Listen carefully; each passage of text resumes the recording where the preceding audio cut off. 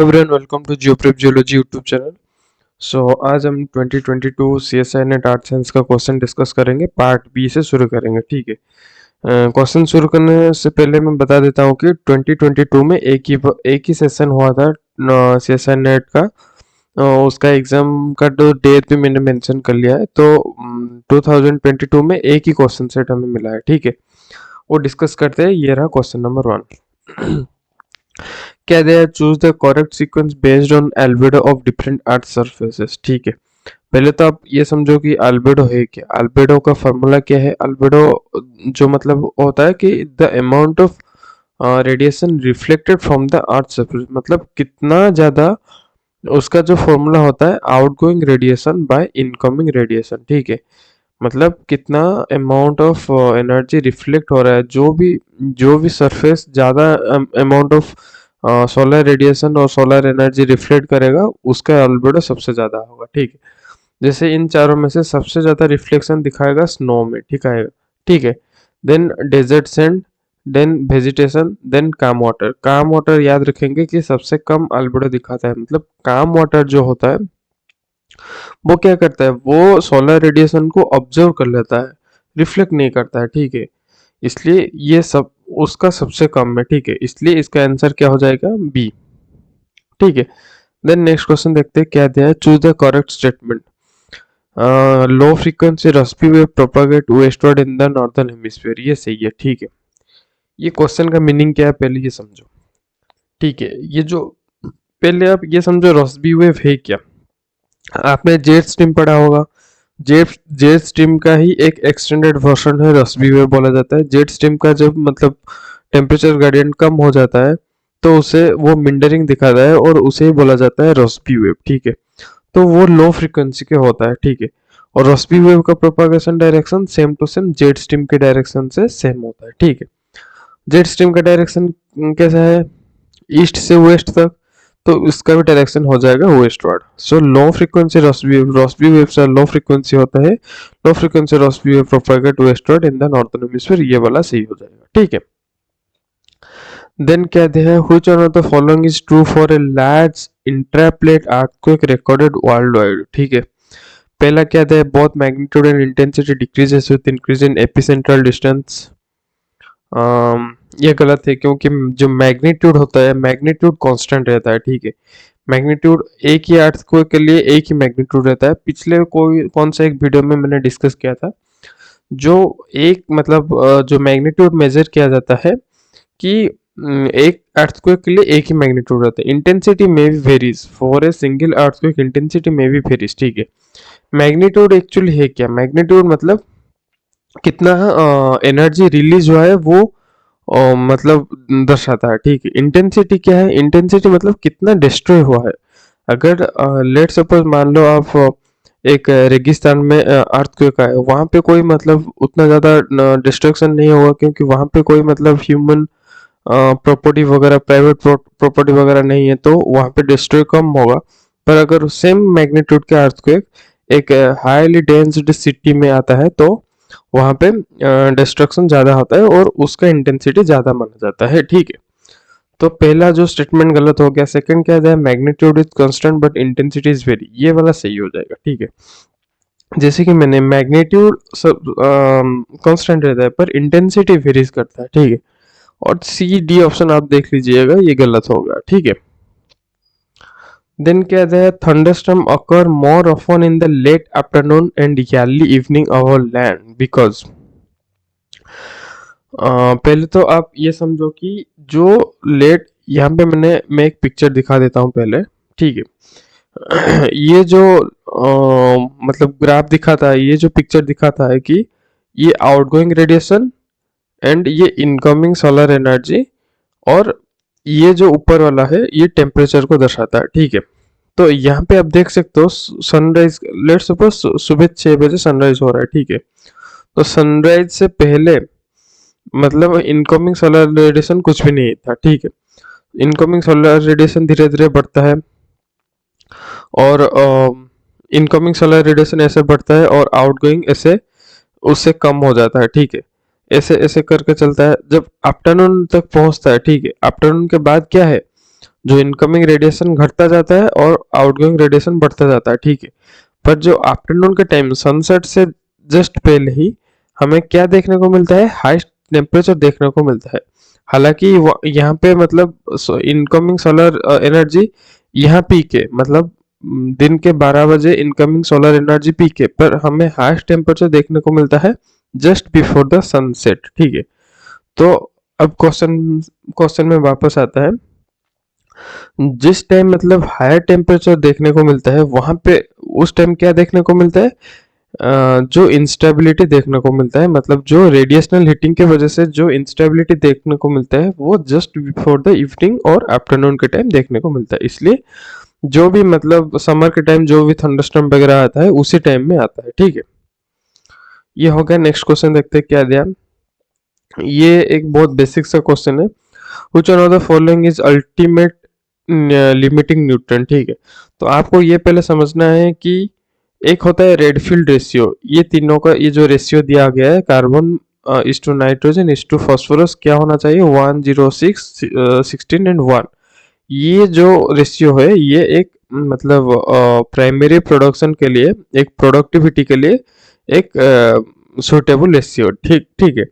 एक मतलब प्रोडक्टिविटी, एक मतलब फोटोसिंथेसिस होने के लिए एक प्राइमरी प्रोडक्टिविटी को एक ग्रीन पिगमेंट वाला algae और ग्रीन प्लांट जो भी बोल सकते हो उसे प्रोडक्टिविटी होने के लिए ये जो तीनों का जो कंट्रीब्यूशन इस रेशियो में होना चाहिए, ठीक है। जिसमें कार्बन 106%, 106 भाग होगा, नाइट्रोजन 16 भाग, फास्फोरस 1 भाग हो जाएगा, ठीक है। तो यहाँ पे ये जो तीनों हमारे न्यूट्रिएंट कंटेंट हो गए। तो यहाँ पे आप देख सकते हो कि फास्फोरस कितना रेयर है, फास्फोरस 1% भी आ जाए तो भी ये काम चल जाता है, ठीक है।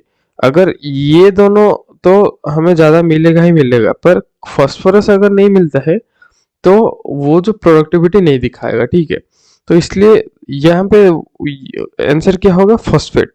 क्योंकि जो फॉस्फेट होता है वही होता है क्या, लिमिटिंग न्यूट्रिएंट, मतलब ये सबसे कम अमाउंट में मिलता है और वो सबसे ज्यादा रेयर है, ठीक है। तो इसलिए इसका आंसर हो जाएगा फॉस्फेट। देन क्या दिया है, if C is constituent 2% of the ocean water with an average oxygen acid of composition del O18 of -55 parts per thousand, then what would be the del O18 in parts per thousand in an ocean, ice free ocean, ठीक है। क्या बोल रहे हैं, पहले तो आप ये समझो डेल O18 का वैल्यू जो मतलब फॉर्मूला क्या है, O16 by O18 of sample minus O16 by O18 of standard divided by O16 by O18 of standard, ठीक ठीक है। तो जो ये वो इसका वैल्यू नेगेटिव कब होगा, जब सैंपल में कम हो जाएगा। सैंपल में अगर ओशन 2% आइस, मतलब 2% आइस फॉर्मेशन के बाद इतना पार्ट्स पर थाउजेंड हमें डेल O18 का वैल्यू मिल रहा है, इसे हम मेल्ट करेंगे 0% करेंगे तो उसका जो 2% जितना होगा उतना ही मतलब जो डेल O18 वैल्यू बच जाएगा। अगर हम ओशन को मतलब जो आइस है उसको मेल्ट करके जो मतलब जो डेल O18 का जो सैंपल में था उसे ही सारा ओशन में मिला देंगे। तो सिंपली क्या करेंगे, -55 इंटू 2/100 क्या हो जाएगा, ये कितना हो जाएगा, 2% उसका कितना हो जाएगा, ये 50 हो गया, 50 हो गया। तो आप वो हिसाब लगा लो, ये आ जाएगा कितना, -1.1 आ जाएगा, ठीक है। देन क्या दे है, the HCO3 minus and CO3 2 minus of a sea water sample are 1.8 and 0.25 मिली। इसका यूनिट थोड़ा आप देख लीजिएगा respectively. What is the carbonate alkalinity of the sample, carbonate alkalinity आप ऐसे समझो जैसे हम इक्विवेलेंट वेट निकलता है वैसे टाइप का है, ठीक है। अल्कलिनिटी का फॉर्मूला क्या है, जो भी अमाउंट दिया है HCO3 माइनस का प्लस यहाँ पे 2 है ऊपर 2 है तो 2 into concentration of CO3 2 minus का जितना होगा वो हो जाएगा उसका आंसर। ठीक है, CO3 माइनस का कितना आ गया 1.8 प्लस 2 इंटू 0.25 क्या हो जाएगा 1.8 प्लस 0.50 इक्वल टू, इसको हिसाब लगा लो, आ जाएगा 2.30। ठीक है सॉरी लगा लो, आ जाएगा 2.30। ठीक है, देन क्या दे, how is the concentration of dissolved organic matter DOC comparable to particulate organic matter POC in the open ocean, open surface ocean। ठीक है, बेसिक सा क्वेश्चन है। सरफेस ओशन में हमें डिजोल्व कॉन्स्टिट्यूएंट ज़्यादा मिलेंगे then that of particulate constituent. ठीक है, जो पार्टिकुलेट कॉन्स्टिट्यूएंट होता है वो हमें सरफेस ओशन में नहीं मिलेगा, जो वो क्या होंगे, श्रिंक हो जाएंगे, नीचे श्रिंक हो जाएंगे। इसलिए इसका आंसर क्या हो जाएगा, आपको ये थोड़ा डाटा याद रखना है कि जो पार्टिकुलेट ऑर्गेनिक मैटर होते हैं वो 10 गुना ज़्यादा मिलते हैं, 10 गुना कम मिलते हैं किससे, डीजल ऑर्गेनिक मैटर से। ठीक है, क्योंकि जो सरफेस ओशन में जो स्टेबल होके रह रहे हैं मतलब वो डीजल होके रह रहे हैं। ठीक है, तो ये थोड़ा आपको याद रखना है। देन क्या है, आइडेंटिफाई द इनकरेक्ट पेयर। ठीक है, जैसे कि यहाँ पे दिया है सल्यूट लोड, डीजल लोड, ये सही है। जो सल्यूट होता है वो डीजल होके रहता है। ठीक है, तो सल्यूट का जो लोड होता है उसे डीजल लोड भी बोला जाता है। ठीक है, बेड लोड जो होता है वो ट्रैक्शन लोड भी बोला जाता है, क्योंकि बेड हम देखेंगे नेक्स्ट स्लाइड में देखेंगे, इसका जो इमेज मैंने दिया है वो डिस्कस करेंगे। ठीक है, देन सस्पेंडेड लोड हो गया, वाश लोड उसे बोला जाता है। बट जो ट्रैक्शन लोड हो गया, सल्यूट लोड, वो ये वाला गलत हो जाएगा। ठीक है, तो ये वाला गलत हो जाएगा। क्या दिया है यहाँ पे देख लो। ठीक है, जैसे कि ये एक रिवर बेड है, ये जो प्रोसेस में सेडिमेंट का मूवमेंट हो रहा है, बड़ा बड़ा कब्बल और पेबल का मूवमेंट हो रहा है, वो ट्रैक्शन की वजह से हो रहा है। मतलब जो एनर्जी यहाँ पे ऐसे मतलब पानी का फ्लो हो रहा है, ये क्या कर रहा है, ये रोल डाउन करके ले रहा है। ठीक है, रोल डाउन करके ये इन सबको ले जा रहा है। ठीक है, इसे बोला जाता है ट्रैक्शन। ठीक है, देन उससे थोड़ा छोटा पार्टिकल जब हम आएंगे वो सल्टेशन, मतलब ऐसे जंप करके जाएंगे, जंप करके वो थोड़ा देर उठा के फिर पटक देगा, ये हो जाएगा सल्टेशन, ये वाला सल्टेशन हो जाएगा। ठीक है, सस्पेंशन क्या है, फाइन मटेरियल होंगे पर डिजोल्व नहीं होंगे। ठीक है, जैसे हम सस्पेंडेड पार्टिकल बोलते हैं कि जो fine material such as clay and sediment is carried by river, river के द्वारा कैरी होके जा रहे हैं पर वो डिजोल्व नहीं है, मतलब पूरे तरह से घुले नहीं है, पर उनका जो साइज इतना छोटा है, वेट इतना कम है, वो मतलब फ्लोट होके जा रहे हैं। ठीक है, सोल्यूशन में क्या होता है कि पूरा डिजोल्यूशन हो जाता है, पूरा डिजोल्व हो जाता है, इसे बोला जाता है सोल्यूशन। ठीक है, तो इसलिए यहाँ पे जो सल्यूट लोड कुछ नहीं होता, जो ये वाला ट्रैक्शन लोड को मतलब दर्शाया गया है, ये वाला इनकरेक्ट हो गया। ठीक है, देन क्या है, Mercury has non natural satellite because of the proximity to the sun. ठीक है, आपको ये याद रखना है कि मर्क्यूरी एंड वेनस में कोई नेचुरल मून नहीं मिलता है, नेचुरल सैटेलाइट नहीं मिलता है, क्योंकि जो सन एंड वेनस है, मर्क्यूरी एंड वेनस है, वो दोनों क्या है, सन के बहुत पास है। ठीक है, सन के बहुत पास होने के साथ क्या होगा, जो सन का ग्रेविटेशनल पुल है इतना ज्यादा उनके ऊपर आता है, तो उनका कोई नेचुरल सैटेलाइट एग्जिस्ट ही नहीं करेगा, क्योंकि अगर कोई नेचुरल सैटेलाइट होगा वो तो सन के तरफ पुल होके चला जाएगा, वो मर्क्यूरी एंड वेनस का ग्रेविटी उन्हें कैप्चर नहीं कर सकते हैं। ठीक है, तो इसलिए प्रॉक्सिमिटी टू सन के वजह से मर्क्यूरी में कोई नेचुरल सैटेलाइट देखने को नहीं मिलता है। ठीक है, देन क्या है, इफ द मेंटल और richer in iron than present than it is, if the mantle were richer in iron than the present, then its gravity and magnetic field would be same at the present. Gravity field would be the same, but magnetic field would be increases. Gravity field would increases, but magnetic field would be same. ये वाला सही हो जाएगा। ठीक है, देखो इसका concept क्या दिया है, जैसे कि हमारा अर्थ का ग्रेविटी किसके किसके ऊपर डिपेंड करता है, कि जो उसका मास के ऊपर डिपेंड करता है। अगर अर्थ का मास बढ़ जाता है तो उसका ग्रेविटेशनल अट्रैक्शन, ग्रेविटी उसका बढ़ जाता है। तो जैसे कि यहाँ पे मंटल मेंटल में आयरन रिचर हो जाएगा, आयरन का परसेंटेज बढ़ जाएगा। तो आयरन एक हैवी मतलब मेटल है, तो आयरन का परसेंटेज बढ़ जाएगा तो ओवरऑल वेट जो अर्थ का था वो थोड़ा इंक्रीज हो जाएगा। तो जो हमारा ग्रेविटेशनल फील्ड है वो इंक्रीज हो जाएगा। पर जो मैग्नेटिक फील्ड है वो किसके ऊपर डिपेंड करता है? वो डिपेंड करता है जो आउटर कोर में हमारा लिक्विड मेटल वगैरह है जो कि मूव कर रहे हैं, उसके ऊपर वो डिपेंड करता है। वो नहीं डिपेंड करता है कि अर्थ का मास कितना हो रहा है, कितना कम हो रहा है, कितना ज्यादा हो रहा है, इसलिए। ठीक है, तो ये वाला आंसर सही हो जाएगा। मेंटल में जब आयरन रीच हो जाएगा तो ग्रेविटी तो इंक्रीज हो जाएगा पर मैग्नेटिक फील्ड वही का वही रह जाएगा। ठीक है, देन कहते हैं the epicentre of a deep focus earthquake is normally located at a depth of 10 kilometre. ये बहुत ही मतलब सिंपल और ट्रिकी क्वेश्चन है। आपको ये याद रखना है कि साला फोकस हो गया, डीप फोकस हो गया या मीडियम फोकस हो गया, जो भी हो गया, एपिसेंटर का, एपिसेंटर मतलब क्या है? मान लो ये हमारा अर्थ है या ये सेंटर है, ठीक है, यहाँ पे एक अर्थक्वेक जनरेट हो रहा है तो उसके ठीक ऊपर जो एक लाइन खींचेंगे हम, वो सरफेस में जहां पंक्चर करेगा उसे बोला जाता है उसका एपिसेंटर। ठीक है, और ये जो फोकस को बोला जाता है हाइपोसेंटर। ठीक है, तो एपी सेंटर का जो डेप्थ हमेशा 0 किलोमीटर होगा क्योंकि वो तो सरफेस के ऊपर होगा ना।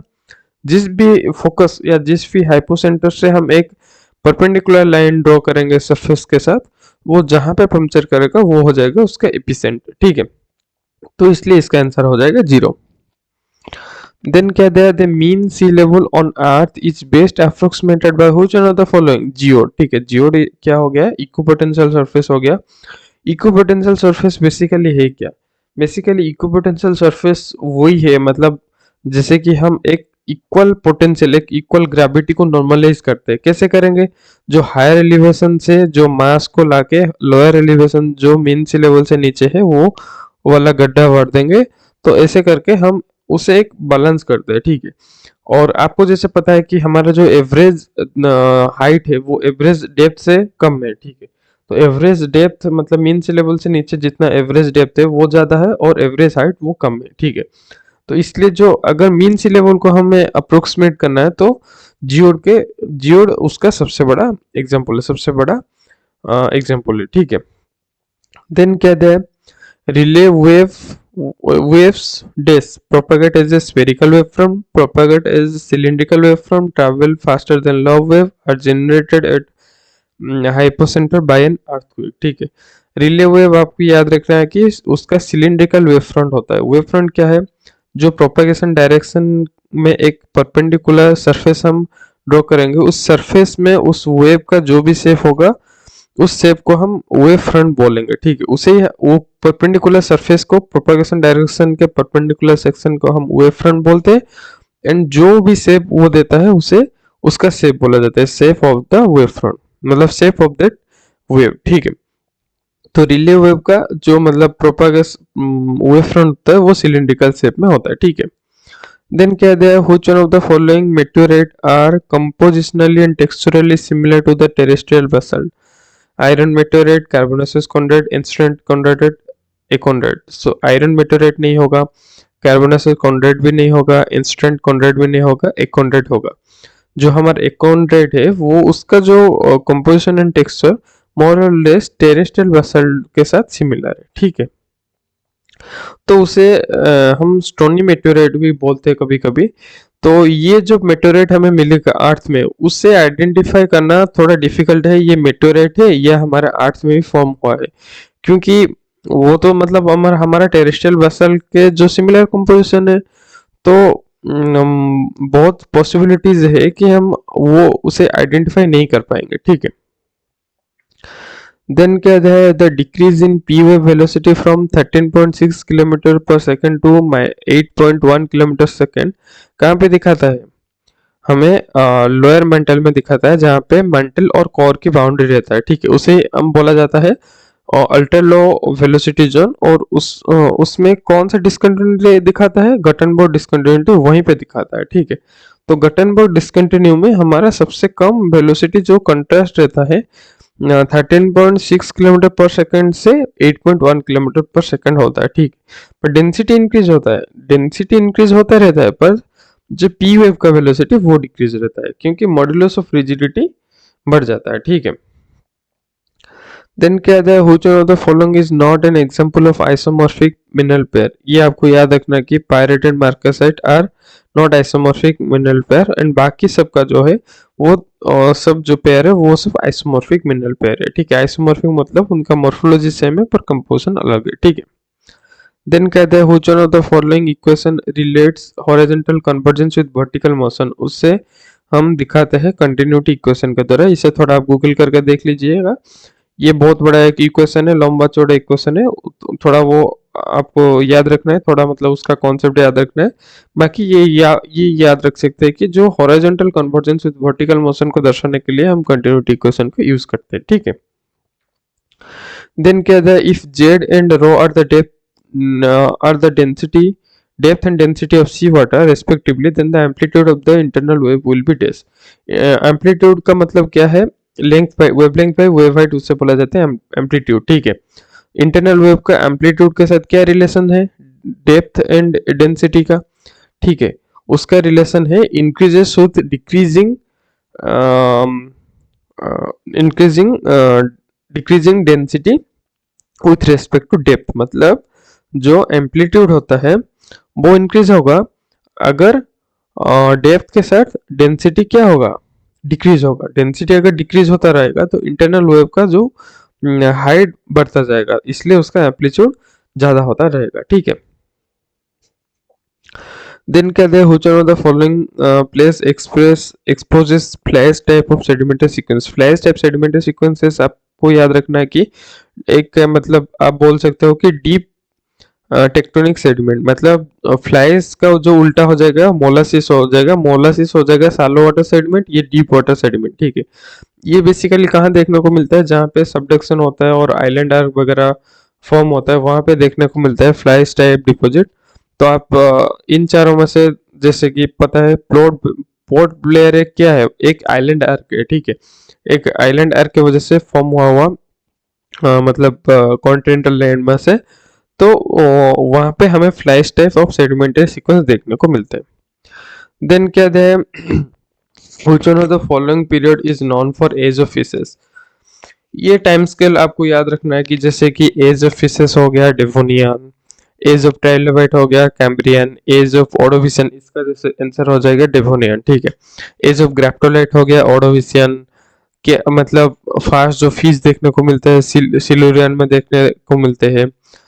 डेवोनियन में और क्या हुआ था, एक्सटिंक्शन ऑफ ग्रैप्टोलाइट हो गया था, ठीक है। ऐसा करके आपको थोड़ा याद रखना है, ये टाइम स्केल में आपको मिल जाएगा, ठीक है।